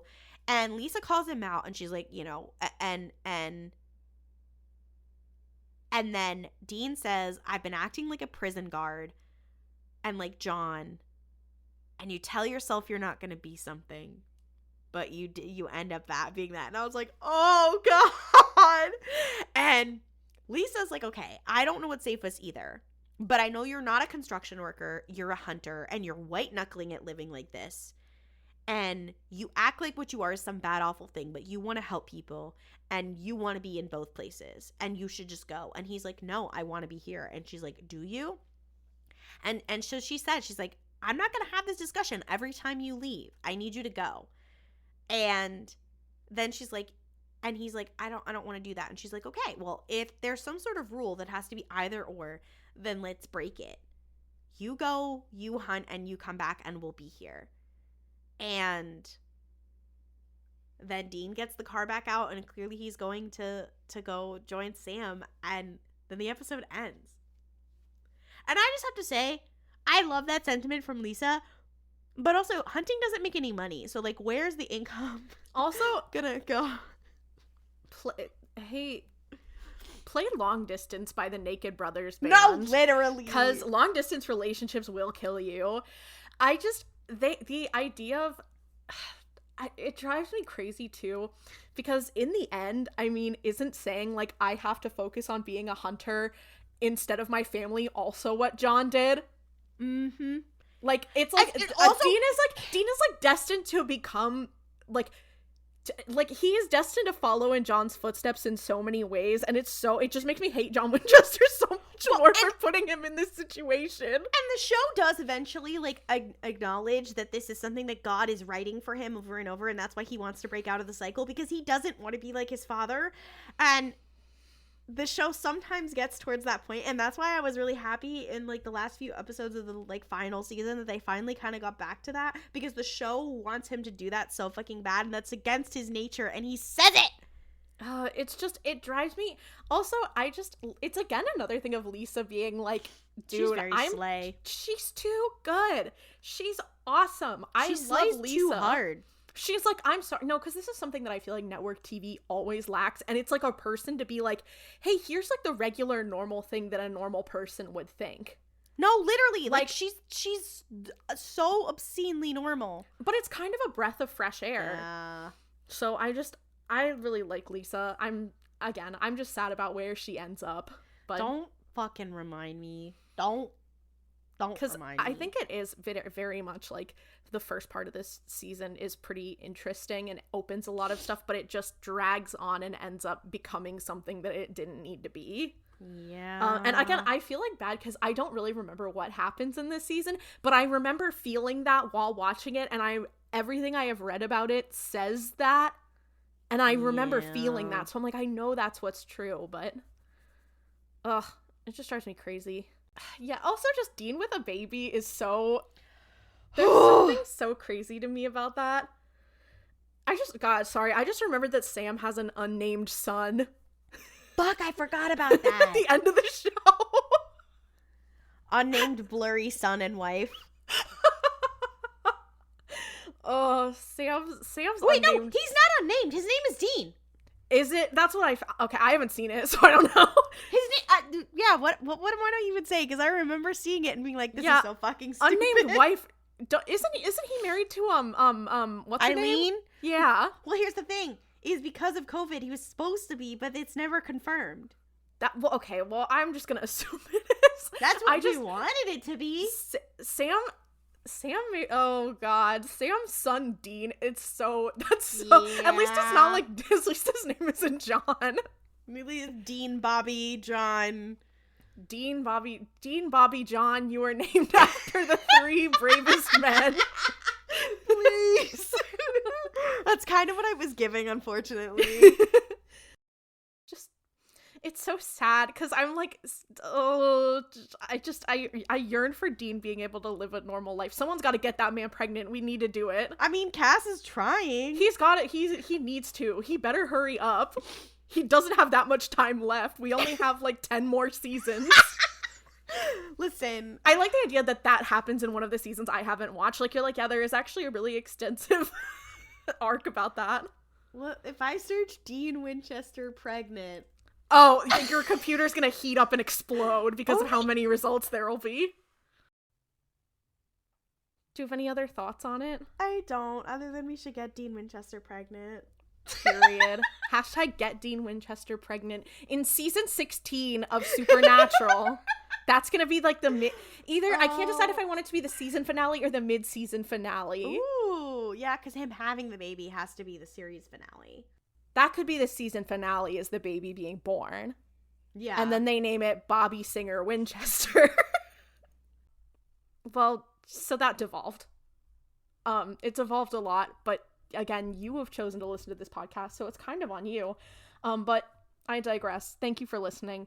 If you want more from us, follow us on social media at Mystery Spotcast. We're on Blue Sky, Tumblr, Instagram, and TikTok. You can ask us questions in our Tumblr ask box, or you can email us at themysteryspotcast@gmail.com. So we're always available, always ready to listen. If you enjoy the show, please rate it, leave a review. Apple Podcasts, Spotify, anywhere else you get your podcasts. We really, really appreciate it. You can also comment on our YouTube channel or tell a friend, all that. We also do still have a playlist, the official Mystery Spotcast playlist. I have not updated it yet, so I apologize for that, but please do keep filling out that form and putting stuff in. I know I will get to it in bulk soon. But anyway, we will see you 2 Tuesdays from now for more slaying people, queerbaiting things, the supernatural business.